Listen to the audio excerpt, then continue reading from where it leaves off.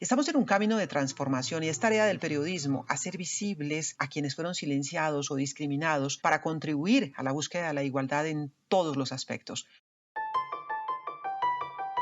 Desde la Fundación Gabo, esto es el Consultorio Ético en Podcast con Yolanda Ruiz.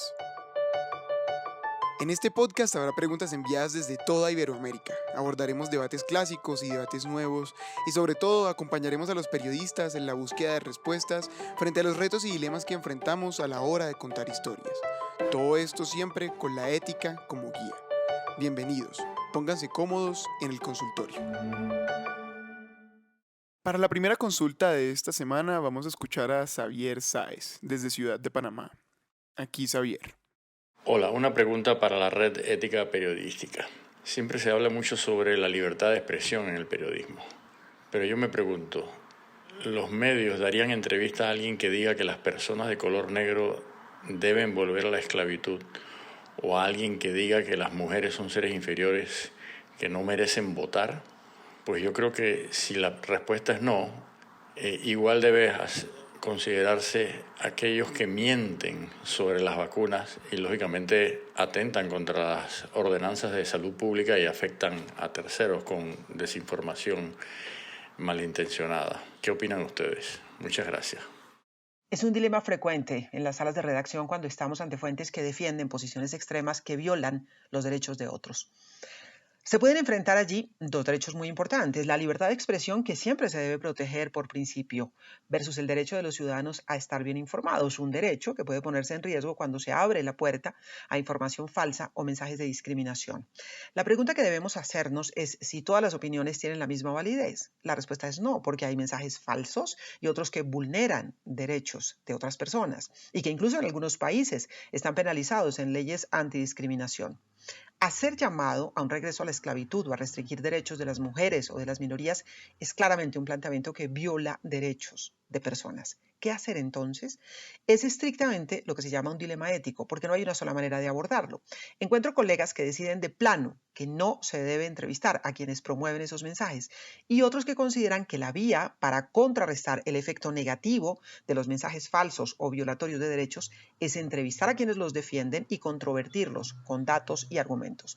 Me inclino en lo personal a evitar abrir espacio a las mentiras o a las ideas que llaman a discriminar, no solamente porque pueden violar leyes antidiscriminación que hay en algunos países, sino por lo que significa como vulneración de los derechos de los demás. Bueno, hacer esta salvedad, no se trata de no entrevistar a quienes violan las leyes porque con frecuencia debemos hacerlo, ese es otro debate. Sin embargo, es bueno poner de presente que esos grupos que tienen pensamientos extremos existen y son activos en el escenario político y social. Por lo tanto, el silenciamiento total de ese fenómeno desde los medios tampoco es una opción. Si hay una marcha neonazi o una marcha antivacunas, es una noticia. Lo que debemos reflexionar en el periodismo serio es cómo se debe cubrir para no contribuir a la desinformación, a la discriminación o agredir a sectores sociales. ¿Se necesita una entrevista o se reseña el hecho y nada más? ¿Se controvierten en el reporte las razones de la marcha? Es una decisión editorial. Algunos medios han decidido como política editorial dar un cubrimiento de registro menor a estos hechos sin darle mayor volumen a posiciones extremas y basarse de manera mucho más amplia en lo que dicen la ciencia y los derechos fundamentales. Importante en todo caso mantener siempre como periodistas el espíritu crítico y la capacidad de controvertir con hechos, datos e información fiable aquello que estas personas proponen como sus verdades cuando éstas llevan falsedad o agreden de manera grave a otros. Ese espíritu crítico se debe mantener también frente a la información científica, para no confundir, por ejemplo, a los antivacunas que basan su información en falsedades o mitos con personas que seriamente pueden tener preguntas o cuestionamientos sobre la industria farmacéutica o los planes de vacunación de los estados. Los gobiernos que nunca quieren ser cuestionados han tratado de poner todo en el mismo plano y debemos cuidarnos de esto. El periodismo siempre debe estar alerta y reservarse el derecho de cuestionar, disentir, indagar y destapar falsedades. Amigas y amigos del Consultorio Ético de la Fundación Gabo, reciban un cordial saludo. Muchísimas gracias. Solicité una entrevista con un ministro de Estado en el Ecuador y me pidieron el listado de preguntas que se realizarán. En periodismo jamás se hace eso, argumenté yo. Mencioné que denota desconocimiento del oficio entre colegas de instituciones públicas. ¿Me podrían ayudar y explicar cómo enfrentar este dilema ético? Muchísimas gracias. Soy Néstor Aguilera desde Quito, Ecuador. Desde el punto de vista ético se debe defender siempre la independencia para informar y también para preguntar. Por eso, lo ideal y deseable es poder tener apertura total cuando se aborda una entrevista. Pasar un listado de preguntas cierra la posibilidad a las contrapreguntas, a los temas que se abren derivados de las respuestas que se den y en general nos deja un poco maniatados ante posibles cursos diversos que pueda tomar una entrevista. Sin embargo, también es cierto que es cada vez más frecuente que los personajes a entrevistar intenten tener el control del contenido por la vía de establecer condiciones para hablar y una de ellas es pedir la lista de preguntas y tratar de apegarse a ellas exclusivamente. En algunos casos se llega al extremo de pedir las preguntas y mandar las respuestas grabadas o editadas, con lo cual el periodista se convierte en mensajero sin posibilidad de cumplir con su función de indagar y averiguar justamente lo que se quiere ocultar. Hablo desde mi experiencia personal. No acepto nunca entregar previamente lista de preguntas a formular, aunque sí es válido anticipar algunos temas que se van a abordar si hay varios en la agenda informativa con la fuente. Sin embargo, sé que algunos colegas, ante la posibilidad de perder una entrevista que consideran muy importante para sus audiencias, deciden pactar con la fuente las preguntas. En este caso, si un periodista decide aceptar las condiciones por razones del interés público de esa información, es muy importante dejar claras las reglas de juego y cumplirlas también. Sugiero adicionalmente pactar la posibilidad de contrapreguntar y de indagar sobre asuntos que surjan en la conversación. Mantener la independencia para preguntar es una defensa del buen periodismo. Y ahora es un gusto conectarnos con Mónica González para hablar de su columna mensual en el Consultorio Ético. Bienvenidos colegas de toda Iberoamérica al Consultorio Ético de la Fundación Gabo, un espacio que les pertenece. Hemos asumido la maravillosa responsabilidad de responder a sus dudas y acompañarlos en un punto central que está en el ADN del buen periodismo, como nos lo enseñó el gran maestro García Márquez, la ética. Más aún cuando enfrentamos amenazas que ponen en peligro nuestra democracia. Hoy quiero invitarlos a leer mi columna de este mes, en la que abordo 2 elementos clave para desarrollar el buen periodismo que nos exigen los ciudadanos. El primero se relaciona con la decisión de un noticiero en Colombia de no entrevistar a manifestantes encapuchados en medio de la protesta social que ha sacudido no solo a Colombia, sino a otros países de nuestro barrio. Hoy más que nunca la sociedad exige que los periodistas informemos de manera veraz y real sobre las razones y los protagonistas de los reclamos masivos que dan paso a los estallidos. Los manifestantes, encapuchados o no, tienen una buena parte de la información que necesitamos para darle voz y rostro a esta historia. Y si algunos medios de comunicación deciden no mostrar a los encapuchados, estarán ocultando, omitiendo una buena porción de la realidad, una historia que podría llevarnos a una mayor comprensión de la protesta.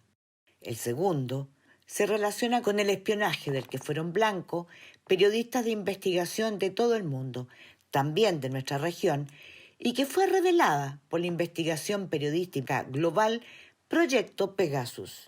Hablamos de una práctica cuestionable desde todo punto de vista, compleja, invasiva, abusiva. 180 periodistas fueron espiados, amenazados, silenciados y algunos de ellos asesinados.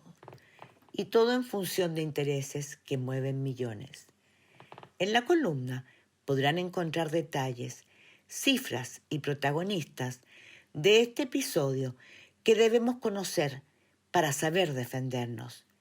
Y todo en el marco de preguntas constantes sobre la ética del periodismo, la que jamás debemos olvidar al momento de contar una historia. Para leer la columna completa, ingresa a nuestro consultorio ético en www.fundaciongabo.org y encuentra un análisis en texto de las principales preocupaciones éticas de Iberoamérica. Mónica es periodista, chilena, maestra y miembro del Consejo Rector de la Fundación Gabo. Recuerda, cada mes encontrarás un nuevo análisis de Mónica González en www.fundaciongabo.org. Para cerrar el episodio de esta semana tenemos una consulta de Germán García, desde Medellín. Germán dice: El canal local donde trabajo tomó la decisión de contratar una presentadora trans y una afro en aras de demostrar nuestro compromiso por reflejar en la televisión la diversidad de nuestra región. Sin embargo, la reacción de un sector de nuestra audiencia no ha sido la mejor. Nos critican diciendo que para trabajar en nuestro canal no hace falta ser buen periodista. Basta con ser trans, negro o alguna otra minoría. ¿Qué hacer ante esta virulenta reacción de nuestros televidentes ante una decisión que consideramos como correcta? Yolanda Ruiz lo analiza. La tarea del periodismo desde su condición de servicio público es reflejar a la sociedad en su conjunto. La diversidad desde todos sus frentes debe estar presente en nuestro trabajo porque la sociedad es diversa en términos de género, raza, preferencias sexuales y mucho más. A pesar de esa realidad diversa, históricamente la discriminación ha primado en muchos escenarios y también se ha reflejado en los medios de comunicación. Cambiar eso es un trabajo lento porque se trata de mover prejuicios, acabar con estereotipos, desaprender maneras equivocadas de informar. En ese sentido, la respuesta ante las dificultades por una decisión editorial que busca ser incluyente debe ser persistir, persistir y persistir. La independencia periodística significa también entender que no se trata de buscar el aplauso de las audiencias, sino informar lo que la sociedad necesita saber e informar como la sociedad en su conjunto lo necesita. Eso pasa por mejorar la inclusión de todos en las fuentes que cubrimos, en las historias que abordamos y en la manera como contamos lo que pasa. Algunos medios de comunicación han dado pasos adelante en ese sentido y tienen ya periodistas responsables de aplicar esa mirada de diversidad de género, por ejemplo, por la vida de un editor o editora de género. Estamos en un camino de transformación y es tarea del periodismo hacer visibles a quienes fueron silenciados o discriminados para contribuir a la búsqueda de la igualdad en todos los aspectos. Una de las maneras de romper inequidades va por esa vía de las llamadas acciones afirmativas que buscan abrir espacios particulares, por ejemplo, a las mujeres que han sido discriminadas, a las comunidades afro o LGBTI, para combatir precisamente esa exclusión. Que los sectores silenciados históricamente puedan manifestar su voz siempre y no solamente cuando son víctimas de hechos violentos es un paso. Que formen parte integral de las fuentes cotidianas en todos los temas y estén también en las salas de redacción es otro paso. Recomiendo de manera especial a los interesados en ampliar este tema escuchar el capítulo especial del podcast del Consultorio Ético Contar la Diversidad. El Consultorio Ético es un espacio en línea creado por la Fundación Gabo en el año 2000, que brinda orientación a periodistas, reporteros, editores, profesores y estudiantes de periodismo en Iberoamérica. Este es un proyecto de la Fundación Gabo en alianza con los grupos Sura y Bancolombia con sus filiales en América Latina. 2000 preguntas han sido respondidas para reflexionar de manera abierta sobre los valores del periodismo y sobre los dilemas éticos a la hora de investigar, contar, distribuir y crear historias. Porque como decía Gabriel García Márquez, la ética no es una condición ocasional, sino que debe acompañar siempre al periodismo, como el zumbido al moscardón. Coordinación editorial, Fundación Gabo. Producción, Cartagena Federal.